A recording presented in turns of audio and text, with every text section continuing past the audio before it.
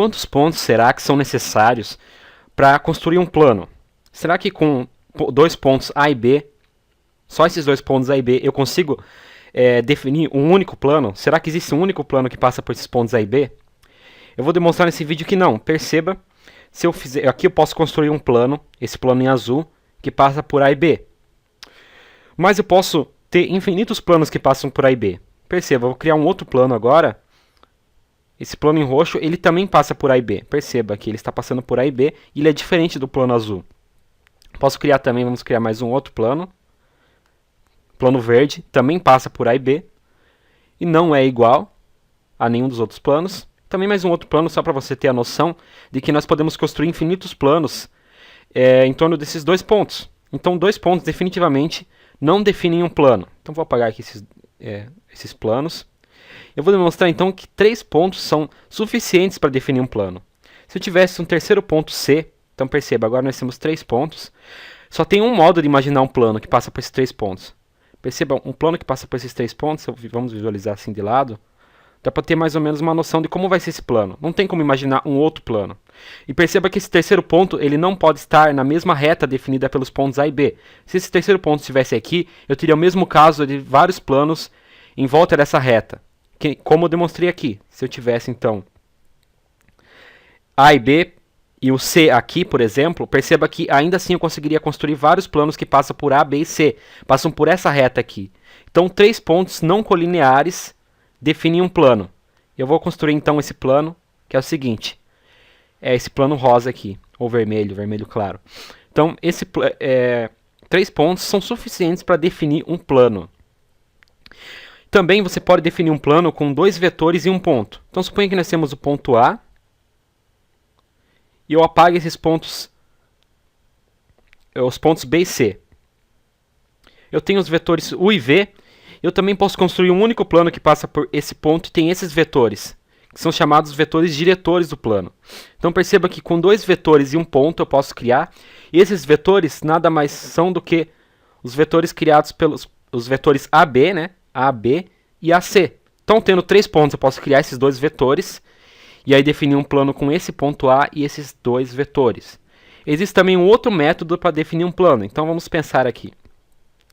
Suponha que eu tenha um ponto G e eu sei um vetor que é normal a esse plano. O que significa o vetor normal? Quer dizer que ele é, entre aspas, perpendicular, ele é ortogonal ao plano. Ele forma um ângulo de 90 graus com o plano, intuitivamente, pensando. Então, suponha que esse é o nosso vetor normal ao plano. Então só tem um modo de visualizar esse plano. É um vetor que passa por G. Aliás, é um plano que passa por G. E é perpendicular, é ortogonal a esse plano. Ele forma um ângulo a esse vetor. Aliás, ele forma um ângulo de 90 graus com esse vetor. Vamos desenhar aqui para ficar mais fácil de você visualizar. Perceba que esse plano aqui, ele forma um ângulo de 90 graus com o vetor W. Ele é ortogonal. E só tem um modo de criar. Não tem como rotacionar esse plano aqui e ainda continuar com ele perpendicular, ortogonal ao vetor W. Então, aqui estão 2 modos de definir um plano. Você vai dar 3 pontos ou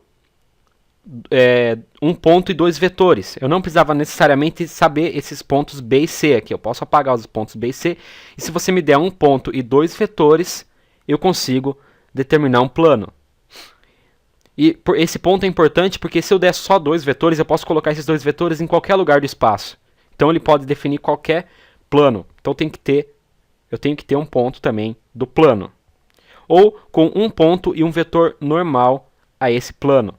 Perceba aqui que o plano não necessariamente é retangular, como você está acostumado, porque aqui eu delimitei uma caixa para eu trabalhar dentro. Então eu estou trabalhando dentro dessa caixa aqui no meu programa. Perceba, se eu tirar o zoom aqui ou colocar o zoom, meu plano vai até esse limite aqui. Então o plano é infinito. Essa noção de que é um retângulo ou um quadrado, que nem esse aqui, não precisa necessariamente ser verdadeira. É bom para visualizar, para você desenhar, mas o plano é uma coleção infinita de pontos que satisfazem essas 2 características que eu demonstrei aqui. Então existem 2 maneiras de definir um plano. Então agora nós vamos definir algebricamente a partir dessas 2 definições que eu criei agora. Bom, aqui está então no meu aplicativo de desenho o plano que eu acabei de representar. Então o primeiro modo de representar um plano é a partir de 3 pontos ou 1 ponto e 2 vetores. que é a mesma coisa, porque se eu tenho 3 pontos, eu posso criar esses dois vetores. Então, se eu fizer o vetor AB, se eu tenho 3 pontos, eu posso fazer o vetor AB, e eu posso fazer o vetor AC. E ter o ponto A, claro. Então, com esse ponto e esses dois vetores, eu posso determinar um único plano. Então, ponto A e os vetores AB e AC. Então, vamos pensar em como nós podemos determinar esse plano algebricamente. Então, imagine que um ponto qualquer pertencente a esse plano. Vamos imaginar esse ponto aqui. Vamos chamar de P. P vai ter, então, vou colocar mais para cá. Então, P é igual a x, y, z. Vamos supor um ponto x, y, z qualquer. Então, o ponto P ele vai estar no plano. Vamos desenhar o vetor AP primeiro. Então, deixa eu apagar isso aqui. Não vai servir para nada agora. Então, vamos supor um ponto no plano. E aí eu posso desenhar, então, o vetor AP. Tentar desenhar o mais reto possível, sempre. O vetor AP é o seguinte vetor. Como ele está no plano, então esses três vetores, o vetor AB, AP e AC, eles têm que ser linearmente dependentes. Então eles estão todos no mesmo plano. O AP ele não está saindo do plano, então ele não está, por exemplo, fora do plano, assim. Perceba, imagine que ele tivesse uma altura em relação ao plano.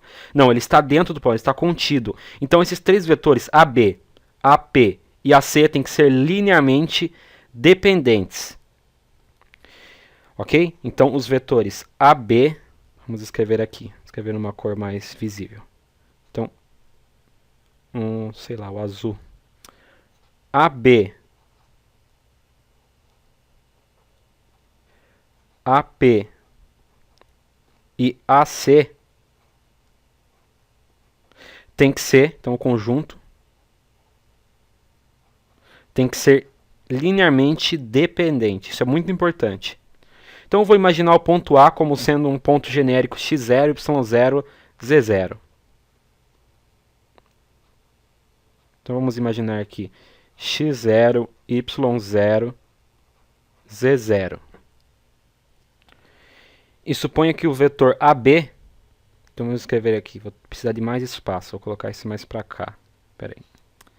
Isso aqui mais para cá. Então vamos imaginar que o vetor AB seja da forma RST, então ele tem as coordenadas R, S, T. E o vetor AC, que é o que nós estamos trabalhando agora, tem as coordenadas MNP. Ok? Então, vamos tentar trabalhar com isso. Se esses três vetores são linearmente dependentes, aí você pode determinar a independência ou dependência linear deles. Do método que você quiser, você pode usar um sistema, mas existe um dispositivo prático que o determinante dos três vetores tem que dar igual a zero. Então, o determinante, vamos colocar aqui, do vetor, com o vetor AP, AB e AC tem que ser igual a zero. Então, vamos fazer primeiro, falta fazer o vetor AP, né? Então, o vetor AP, uma subtração simples de 2 pontos. Vou fazer aqui. AP, então, vai ser igual a x menos x0, na primeira coordenada, vírgula, y menos y0, estou subtraindo p de a de p, aliás, estou fazendo p menos a, então fica y menos y0, vírgula, z menos e0, z menos e0. Então, a determinante ficaria x menos x0, y menos y0, deixa eu abrir mais espaço aqui, z menos e0, então é o vetor AP na primeira linha. Eu desconfio que eu não tenha um vídeo ainda sobre essa regra da determinante, mas eu vou fazer e vou colocar na descrição porque é muito importante. É um dispositivo prático para você determinar quando três vetores são LD ou LI, se a determinante for igual a zero, Então eu já vou colocar aqui. Se isso aqui for igual a 0, então eles são LD. Então um ponto desse plano só vai, eu estou supondo um ponto genérico, então ele só vai pertencer a esse plano se essa determinante for igual a 0. Então a determinante do AP, aí eu vou colocar o AB aqui, tanto faz. Se eu colocar o AB e a C a ordem, tanto faz, então eu vou colocar RST e MNP.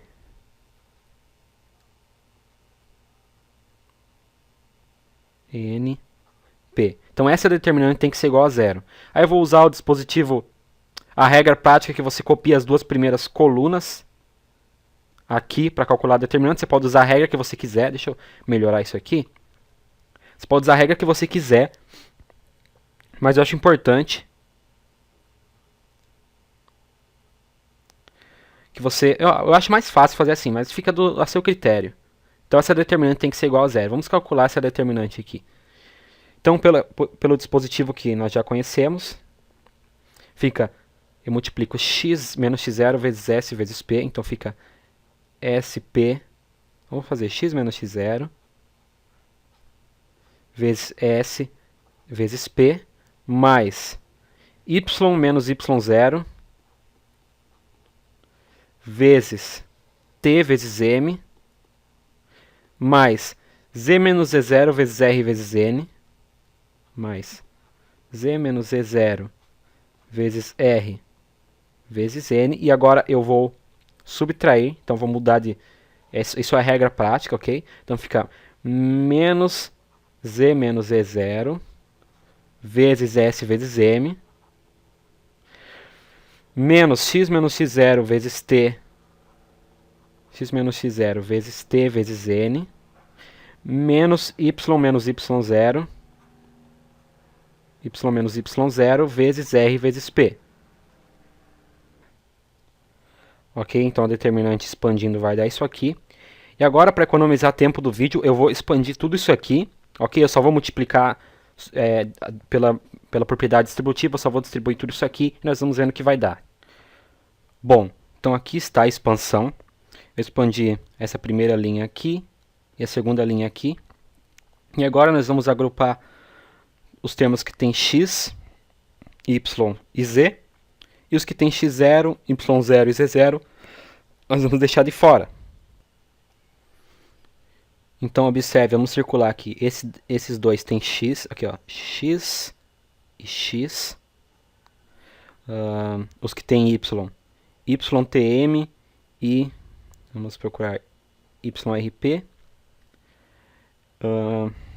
ZRN, ZSM.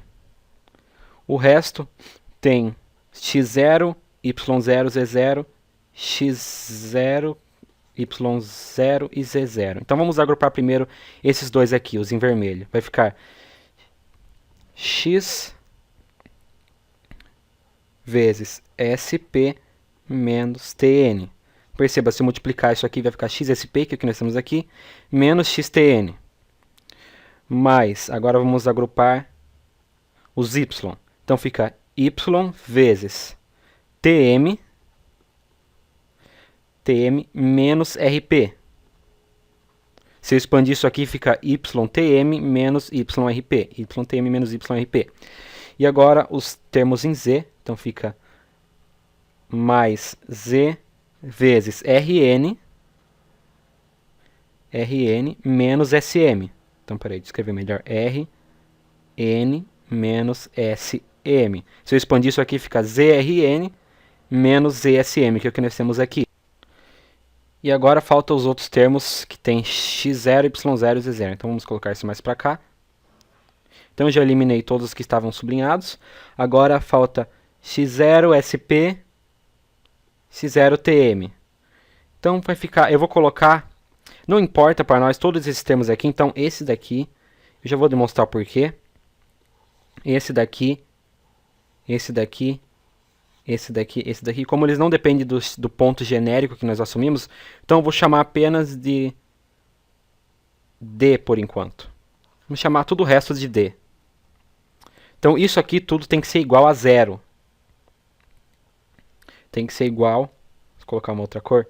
Porque a determinante, lembra que eu supus lá em cima que a determinante tem que ser igual a zero para que esses três vetores fossem L e D. Então o que eu fiz? Eu expandi essa determinante nessa expressão aqui, eu agrupei os termos que tem x, y e z, e chamei todo esse resto aqui de D, porque ele não depende do ponto que nós estamos, o ponto genérico. Então nós terminamos com essa expressão aqui.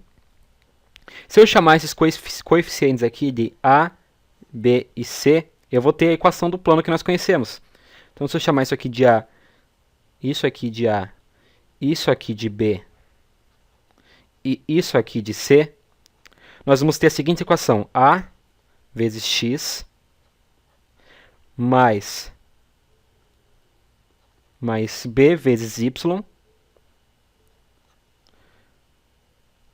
mais C vezes Z, então mais C vezes Z, mais D, que não importa o que é, eu só chamei de D, tudo aquilo, tem que ser igual a zero. Tem que ser igual a zero. Então essa aqui é a equação do plano que você conhece. Daí que vem a equação do plano. No próximo vídeo eu vou trabalhar um outro modo de representar a equação do plano, que é a partir daquele vetor normal. Então, a primeira equação é essa.